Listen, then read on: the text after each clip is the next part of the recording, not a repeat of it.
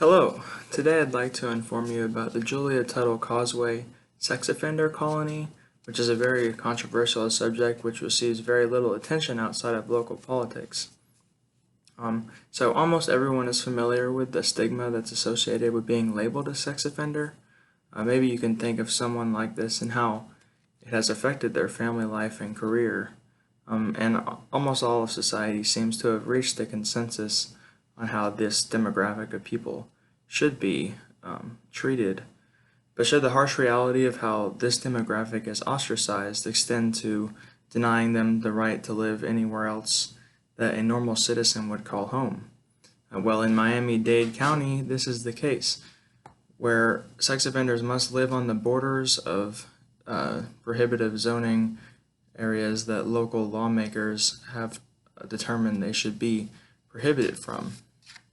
And this topic fascinates me just because of the unapologetic way that lawmakers are abusing this cultural attitude towards a demographic of people to justify a law that sounds illegal and outlandish if it were applied to anybody else,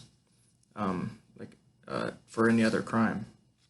So first I'll talk about the local ordinances that allow for these colonies, which are basically a combination of federal, state, and local laws that make it unrealistic for any convicted sex offenders to find affordable housing that they can't be denied.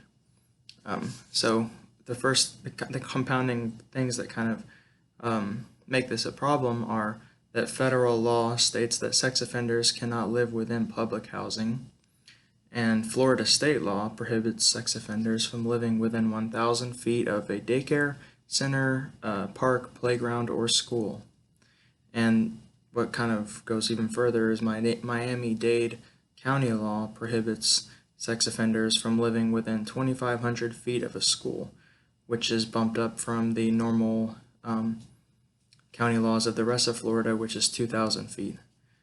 And as you can see, just based on this picture, where all of the areas that are circled in are places where they are prohibited from living. So only the clear areas is somewhere that they can actually reside and label it as a place of residence, which leaves them very little options, I think, outside of living under a couple popular bridges like the Julia Tuttle Causeway. You can live in the Florida Everglades and just kind of ridiculous ideas like that. And so now that we understand the strict nature of these laws, you might be wondering why Miami-Dade County has more punitive laws than the rest of the counties in Florida. And this is largely due in part to the power and the influence of the lobbyist Ron Book and his personal experience with sex offenders. So Ron Book is a lobbyist that runs his personal, very successful law firm that has been influencing local politics for more than 4 decades. So he's very respected by senior lawmakers and local officials and legislators that have actual sway on these issues. So, and I just kind of back this up. According to Catherine Skipp's Newsweek article, "The Lobbyist Who Put Sex Offenders Under a Bridge," in 1996, Ron and Pat Book hired a nanny to help manage their frantic household. And this nanny sexually and physically abused their 11-year-old daughter Lauren for 5 years until she eventually told a psychiatrist in 2001.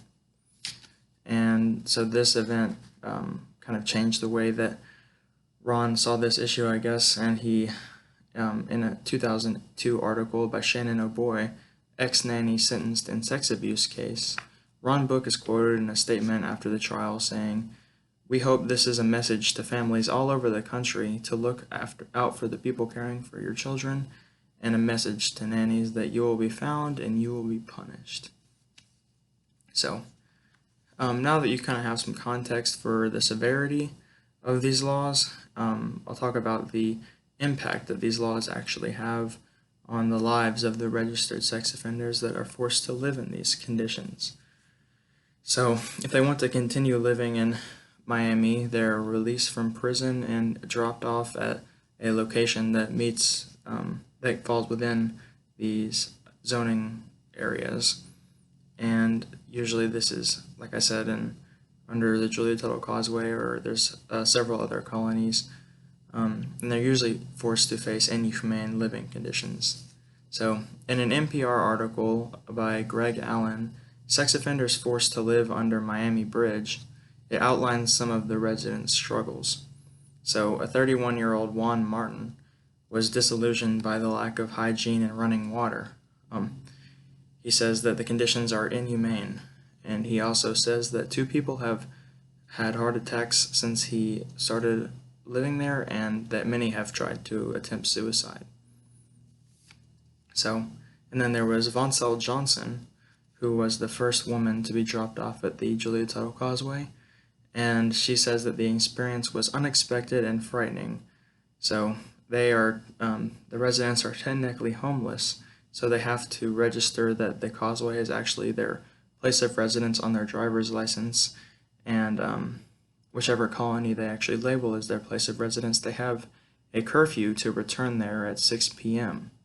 So these are very, very strict laws that kind of prohibited them from turning around their life and trying to make something out of it.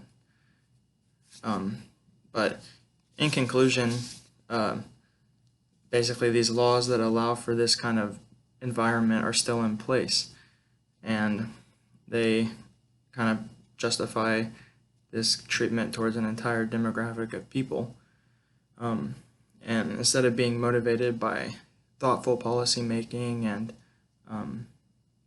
like a logical impact on the community, they seem to be motivated more personally, and just really show a lack of compassion by local legislators, and more of a focus on punishing people instead of rehabilitating them.